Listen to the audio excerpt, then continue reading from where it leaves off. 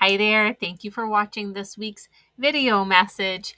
So let's talk about SOS, or simultaneous oral spelling. We know that that is a particularly systematic drill that we in Orton-Gillingham use during the dictation portion of the lesson. And this is where we are really testing out a child's phonemic awareness, but also their encoding. So we are solidifying all of the knowledge that they have learned in the lesson, but also for review as well to see what they remember from previous lessons. So we know there are certain steps to go through SOS. I have found some students really need a lot of rehearsal and scaffolding at the beginning. You are just introducing the SOS routine. And sometimes I find using a manipulative to sort of gradually work in those steps is a nice scaffold. And then I carefully remove that over time. So this is really fostering that gradual release of responsibility. So for the scaffolding tool that I use, I always start by modeling it. And then, so I do it. And then, of course, having them use it. We do it together. So I give them, we each have our own tool, which I will show you in a minute. And then they do it. So the tool that I am using recently that I find is actually a really nice scaffold to begin introducing SOS and to use really like at any point in the lesson is this Elkonin box magnetic board. So what it is you'll see this board is magnetic and it's dry erase. And these are some Elkonin boxes already on there. So there's one for 3 sounds here. And on the opposite side, there's one for 5. Now, what you'll notice is, what if there were 4 sounds or what if there were 2? In the box of boards, you get 3 blue boards, and then you get 3 green boards that have those options. So it comes in a set of 6 boards. I will say that this tool, unfortunately, is a little on the pricey side. For 6 boards ends up being around $59. So if you are going to invest in this, put it on your Amazon wish list. See if someone wants to donate, maybe even like through a grant or something like that. So that's just something to keep in mind. But I really find it to be not only useful as a scaffold, but also for really working on speech to print and that nice blending practice too. So you'll notice that there is this little red slider, and there are these notches that line up with each of the boxes.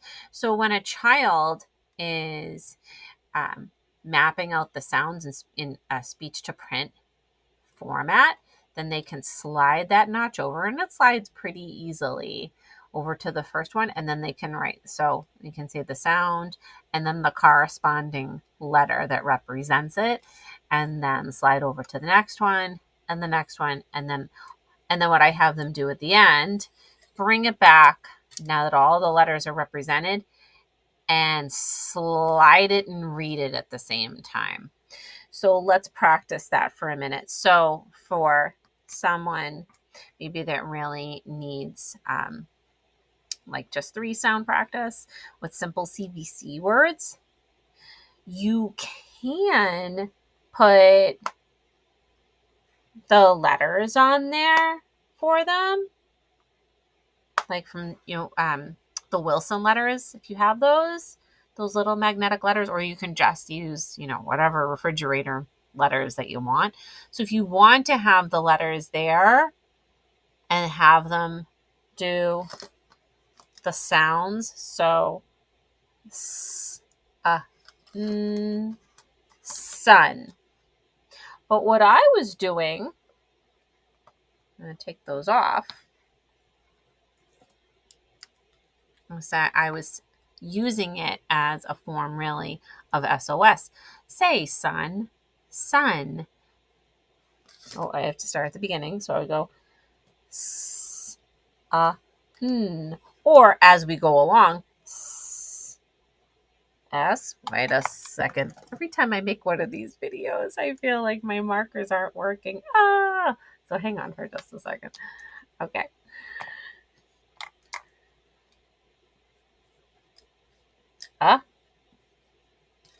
N. And then bring it back. Sun. Okay. Let's try.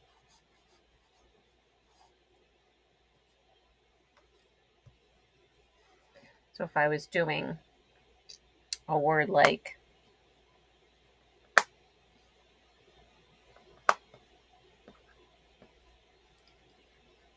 catch, okay, you can do the letter representations there and then have them do the sounds. But I actually like having them practice writing them in there. So as a dictation, say catch, catch.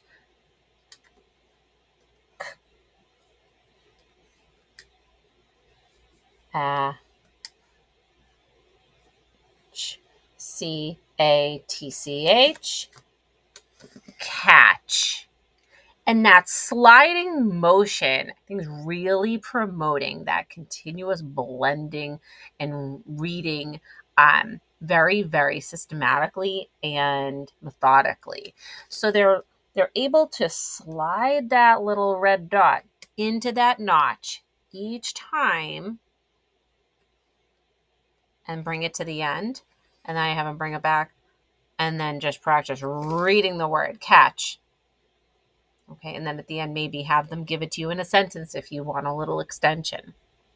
Okay, if you want to switch it up and do some chaining. Catch to hatch. Okay. Hatch. Hatch. H-A-T-C-H. Hatch. Okay. Hatch to, let's do hitch.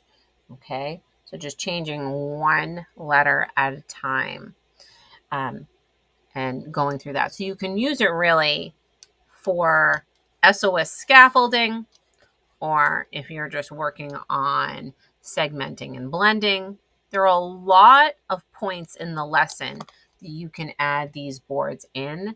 So that's what makes them, I think, so versatile and really, I think, going to be a nice asset to use into your Orton-Gillingham lessons. So I will put the link in this video so you can see them for yourself. And once again, they come in a box of 6 dry erase magnetic boards. So I hope that this tutorial has sort of given you some ideas for how you may want to try it out with your students. Definitely let me know if you've ever used them before or you plan on getting them, or if you have been using them, how they're working out for you. They're really, really sturdy too. So I think if you're working obviously with like multiple groups and kids, that they should last a good long time for you.